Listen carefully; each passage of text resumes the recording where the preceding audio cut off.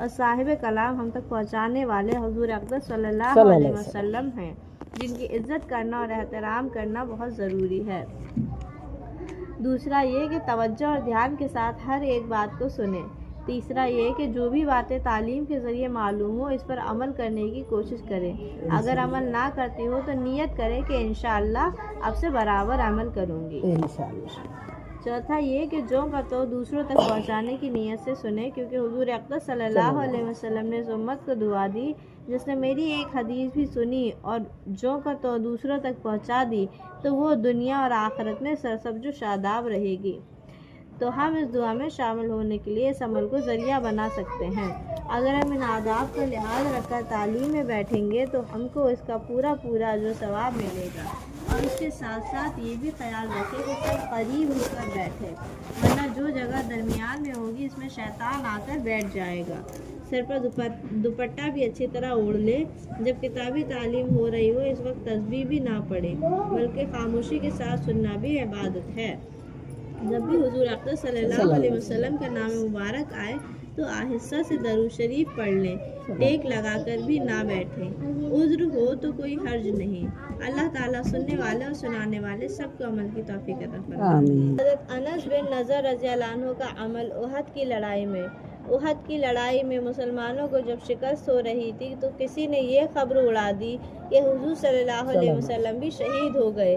اس وحشتناک خبر سے جو اثر صحابہ رضی اللہ عنہ پر ہونا چاہیے تھا وہ ظاہر ہے، اسی وجہ سے اور بھی زیادہ گھٹنے ٹوٹ گئے، اور حضرت انس بن نضر رضی اللہ عنہ چلے جا رہے تھے کہ مہاجرین اور انصار کی ایک جماعت میں حضرت عمر رضی اللہ عنہ اور حضرت طلحہ رضی اللہ عنہ پر نظر پڑی کہ سب حضرات پریشان حال تھے۔ حضرت انس رضی اللہ عنہ نے پوچھا کہ یہ کیا ہو رہا ہے، مسلمان پریشان سے نظر آ رہے ہیں۔ ان حضرات نے کہا کہ حضور صلی اللہ علیہ وسلم شہید ہو گئے۔ حضرت انس رضی اللہ عنہ نے کہا کہ پھر حضور صلی اللہ علیہ وسلم کے بعد تمہیں زندہ رہ کر کیا کرو گے؟ تلوار ہاتھ میں لو اور چل کر مر جاؤ۔ چنانچہ حضرت انس رضی اللہ عنہ نے خود تلوار ہاتھ میں لی اور کفار کے جمگٹے میں گھس گئے اور اس وقت تک لڑتے رہے کہ شہید ہو گئے۔ ان کا مطلب یہ تھا کہ جس ذات کے دیدار کے لیے جینا تھا، جب وہی نہیں رہی تو پھر گویا جی کر کیا ہی کرنا ہے۔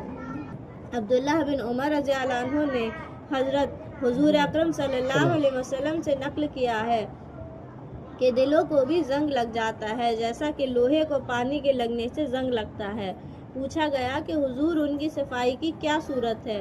آپ نے فرمایا کہ موت کو اکثر یاد کرنا، قرآن پاک کی تلاوت کرنا، یعنی گناہوں کی کثرت اور اللہ جل شانہ کی یاد سے غفلت کی وجہ سے دلوں پر بھی زنگ لگ جاتا ہے، اور کلام پاک کی تلاوت اور موت کی یاد ان کے لیے سیقل کا کام دیتی ہے۔ دل کی مثال ایک آئینہ کی سی ہے، جس قدر وہ دھندلا ہوگا معرفت کا انعکاس اس میں کم ہوگا، اور جس قدر صاف و شفاف ہوگا اسی قدر اس میں معرفت کا انعکاس واضح ہوگا۔ اسی لیے آدمی جس قدر معاصی شہوانیہ یا شیطانیہ میں مبتلا ہوگا اسی قدر معرفت سے دور ہوگا، اور اسی آئینے کو صاف کرنے کے لیے مشائخ سلوک ریاضت اور مجاہدات اذکار و اشغال تلقین فرماتے ہیں۔ احادیث میں وارد ہوا ہے کہ جب بندہ گناہ کرتا ہے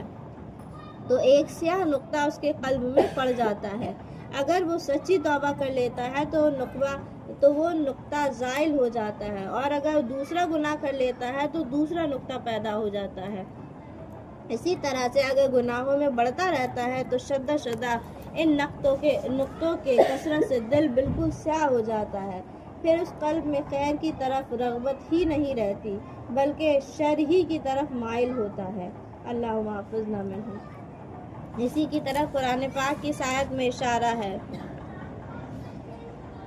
بے شک ان کے قلوب پر زنگ جما دیا ان کی بدعمالیوں نے۔ ایک حدیث میں آتا ہے کہ حضور اقدس صلی اللہ علیہ وسلم نے ارشاد فرمایا کہ دو باعث چھوڑتا ہوں، ایک بولنے والا، دوسرا خاموش۔ بولنے والا قرآن شریف ہے اور خاموش موت کی یاد۔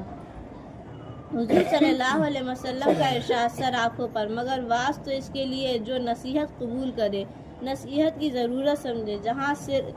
سر سے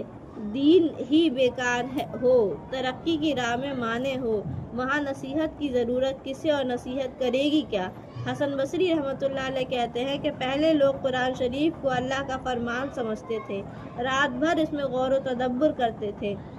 اور دن کو اس پر عمل کرتے تھے، اور تم لوگ اس کو حروف اور زبر زیر تو بہت درست کرتے ہو مگر اس کی فرمان شاہی نہیں سمجھتے، اس میں غور و تدبر نہیں کرتے۔ شریف میں قیامت کی نشانیوں میں باندی کا اپنی مالکہ کو جلنے کا ایک مطلب یہ ہے کہ قیامت کے قریب والدین کی نافرمانی عام ہو جائے گی،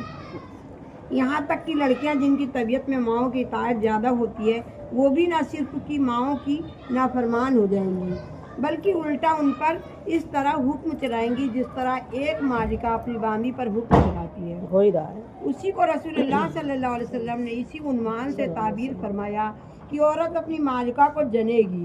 دوسری نشانی کا مطلب یہ ہے کہ قیامت کے قریب مال و دولت ان لوگوں کے ہاتھ میں آ جائے گا جو اس کے اہل نہیں ہوں گے، ان کی دلچسپی اونچے اونچے مکانات بنانے میں ہوگی، اسی میں ایک دوسرے پر بازی لے جانے کی کوشش کریں گے۔ حضرت حسن رحمۃ اللہ علیہ فرماتے ہیں کہ رسول اللہ صلی اللہ علیہ وسلم سے بنی اسرائیل کے دو شخصوں کے بارے میں پوچھا گیا کہ ان دونوں میں کون افضل ہے۔ ان میں سے ایک عالم تھا جو فرض نماز پڑھ کر لوگوں کو خیر کی باتیں سکھانے میں مشغول ہو جاتا، دوسرا دن کو روزہ رکھتا اور رات میں عبادت کرتا۔ رسول اللہ صلی اللہ علیہ وسلم نے ارشاد فرمایا، اس عالم کی فضیلت جو فرض نماز پڑھ کر لوگوں کو خیر کی باتیں سکھانے میں مشغول ہو جاتا ہے، اس عابد پر جو دن کو روزے رکھتا ہے رات میں عبادت کرتا ہے، ایسی ہے جیسی میری فضیلت تم میں سے ادنا درجے کے شخص پر ہو۔ حضرت عبداللہ رضی اللہ عنہ فرماتے ہیں کہ رسول اللہ صلی اللہ علیہ وسلم نے ارشاد فرمایا، قرآن سیکھو اور لوگوں کو سکھاؤ، علم سیکھو اور لوگوں کو سکھاؤ، فرض احکام سیکھو اور لوگوں کو سکھاؤ، کیونکہ میں دنیا سے اٹھا لیا جاؤں گا اور علم بھی عنقریب اٹھا لیا جائے گا، یہاں تک کہ دو شخص ایک فرض حکم کے بارے میں اختلاف کریں گے اور علم کے کم ہونے کی وجہ سے کوئی ایسا شخص نہیں ملے گا جو ان کے اس فرض کے بارے میں صحیح بات بتا دے۔ آج ہے نہ کسی بات پہ بحث کر دیتے ہیں کہ بھائی یہ تو ایسا کر رہے ہیں، وہ ایسا کر رہے ہیں، ناک نکال دیتے ہیں نا۔ حضرت ابو امامہ باہلی رضی اللہ عنہ روایت کرتے ہیں کہ رسول اللہ صلی اللہ علیہ وسلم نے ارشاد فرمایا، لوگوں علم کے واپس لیے جانے اور اٹھا لیے جانے سے پہلے علم حاصل کر لو۔ حضرت ابو ہریرہ رضی اللہ عنہ فرماتے ہیں کہ رسول اللہ صلی اللہ علیہ وسلم نے ارشاد فرمایا، مومن کے مرنے کے بعد جس اعمال کا ثواب اس کو ملتا رہے گا اس میں ایک تو علم ہے جو کسی کو سکھایا اور پھیلایا ہو، دوسرا صالح اولاد ہے جس کو چھوڑا ہو، تیسرا قرآن شریف ہے جو میراث میں چھوڑ گیا ہو، چوتھا مسجد ہے جو بنا گیا ہو، پانچواں مسافر خانہ ہے جس کو اس نے تعمیر کیا ہو، چھٹا نہر ہے جس کو اس نے جاری کیا ہو، ساتواں وہ صدقہ ہے جس کو اپنی زندگی اور صحت میں اس طرح دے گیا ہو کہ مرنے کے بعد اس کا ثواب ملتا رہے، وقت کی شکل میں صدقہ کر گیا ہو۔ حضرت انس رضی اللہ عنہ فرماتے ہیں، آپ صلی اللہ علیہ وسلم جب کوئی بات ارشاد فرماتے اس کو 3 مرتبہ دہراتے تاکہ اس بات کو سمجھ لیا جائے۔ فائدہ مطلب یہ کہ جب آپ صلی اللہ علیہ وسلم کوئی اہم بات ارشاد فرماتے تو اس بات کو 3 مرتبہ دہراتے تاکہ لوگ اچھی طرح سمجھ لیں۔ حضرت عبداللہ بن عمر بن عاص رضی اللہ عنہ فرماتے ہیں کہ میں نے رسول اللہ صلی اللہ علیہ وسلم کو یہ ارشاد فرماتے ہوئے سنا کہ اللہ تعالیٰ کے علم کو آخری زمانے میں اس طرح نہیں اٹھائیں گے کہ لوگوں کے دل و دماغ سے اسے پورے طور پر نکال لیں، بلکہ علم کو اس طرح اٹھائیں گے کہ علماء کو ایک ایک کر کے اٹھاتے رہیں گے، یہاں تک جب کوئی عالم باقی نہیں رہے گا تو لوگ علماء کے بجائے جاہلوں کو اپنا سردار بنا لیں گے، ان سے مسئلے پوچھے جائیں گے اور وہ علم کے بغیر فتویٰ دیں گے، نتیجہ یہ ہوگا کہ خود تو گمراہ تھے ہی دوسروں کو بھی گمراہ کر دیں گے۔ بہت لوگ دے رہے ہیں ابھی بھی۔ حضرت ابو ہریرہ رضی اللہ عنہ سے روایت ہے کہ رسول اللہ صلی اللہ علیہ وسلم نے ارشاد فرمایا، اللہ تعالیٰ اس شخص سے نفرت کرتے ہیں جو سخت مزاج ہو، زیادہ کھانے والا ہو، بازاروں میں چیخنے والا ہو، رات میں مردے کی طرح پڑا سوتا رہتا ہو، دن میں گدھے کی طرح دنیاوی کاموں میں ہی پھنسا رہتا ہو، دنیا کے معاملات کو جاننے والا اور آخرت کے امور سے بالکل ظاہر ہو۔ حضرت زید بن سلمہ ذوفی رضی اللہ عنہ فرماتے ہیں کہ میں نے عرض کیا، یا رسول اللہ صلی اللہ علیہ وسلم آپ سے کئی حدیثیں سنی ہیں، مجھے اس بات کا ڈر ہے کہ آخری حدیثیں تو مجھے یاد رہیں اور پہلی حدیثیں یاد نہ رہیں، مجھے اس لیے کوئی جامع بات ارشاد فرما دیں۔